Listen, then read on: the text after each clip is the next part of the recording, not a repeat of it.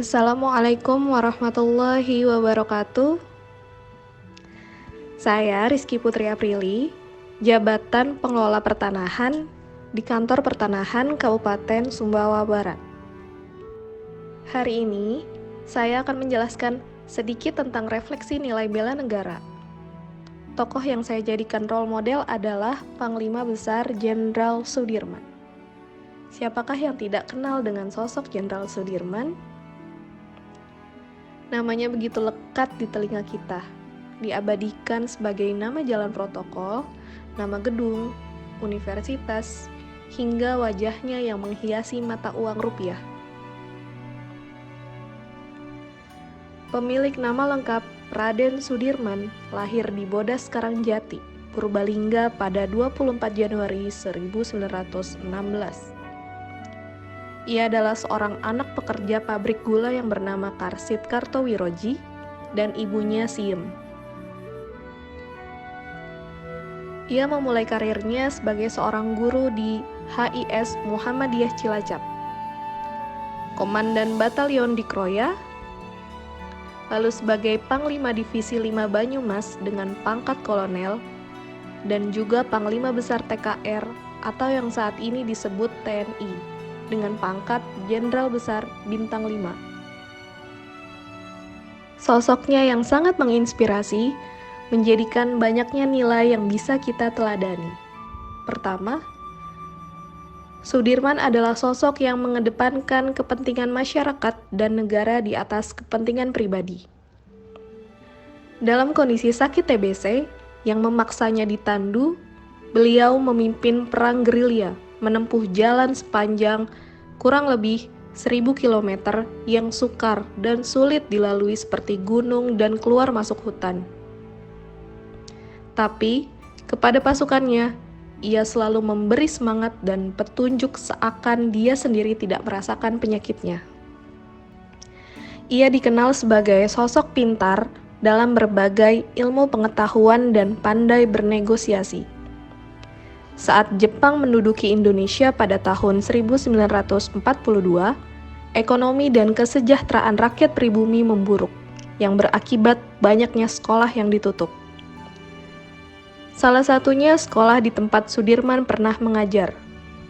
Namun, setelah ia melakukan negosiasi, akhirnya sekolah itu dibuka kembali oleh pemerintahan Jepang.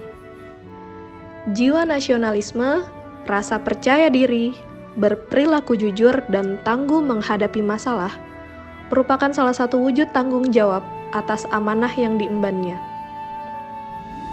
Ia juga selalu konsisten dan konsekuen dalam membela kepentingan tanah air, bangsa, dan negara.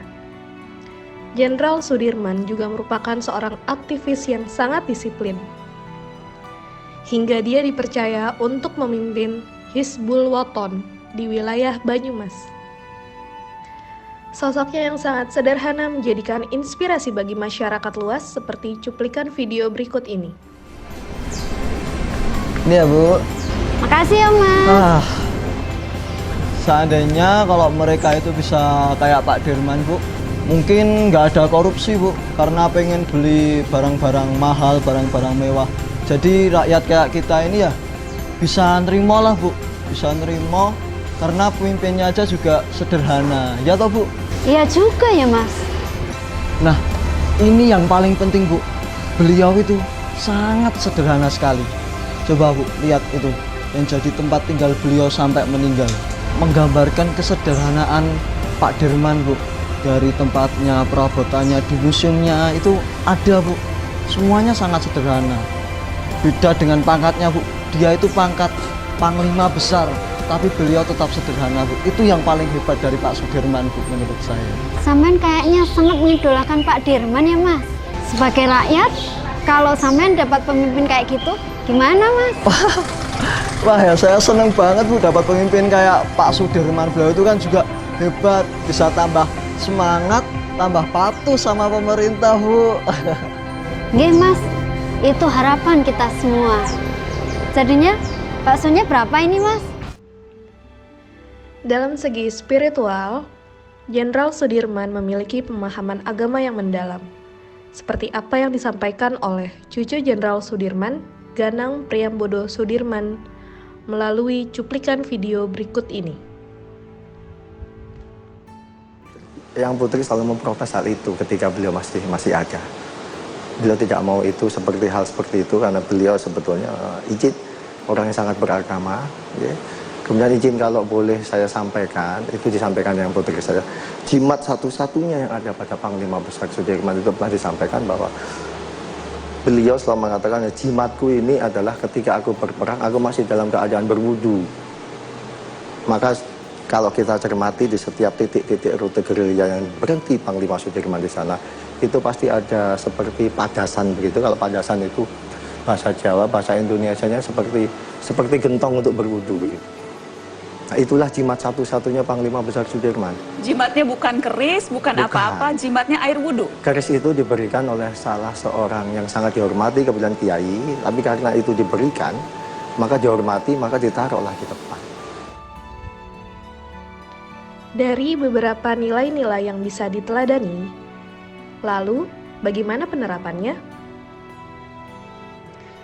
Sebagai ASN yang memiliki fungsi pelaksana kebijakan publik, pelayan publik, dan perekat serta pemersatu bangsa, sudah seharusnya kita melayani kebutuhan masyarakat dengan sepenuh hati, lalu tidak membeda-bedakan suku, ras, agama, maupun warna kulit. Wujud penerapan keteladanan Jenderal Sudirman juga bisa dengan mentaati aturan pemerintah dalam hal protokol kesehatan, seperti menjaga jarak, mencuci tangan, dan memakai masker, serta mengikuti anjuran vaksin bagi seluruh masyarakat Indonesia.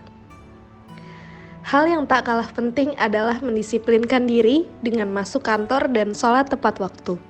Selain itu, kita juga bisa ikut serta dalam kegiatan workshop, diklat, maupun melanjutkan sekolah untuk meningkatkan kompetensi dan kualifikasi pendidikan ke jenjang yang lebih tinggi, serta tak lupa juga tolong-menolong dalam hal kebaikan kepada siapapun.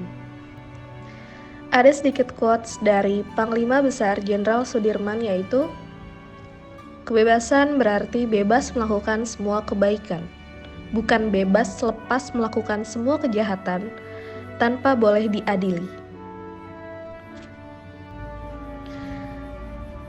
Semoga penjelasan yang singkat ini bermanfaat dan kita dapat meneladani dalam kehidupan sehari-hari.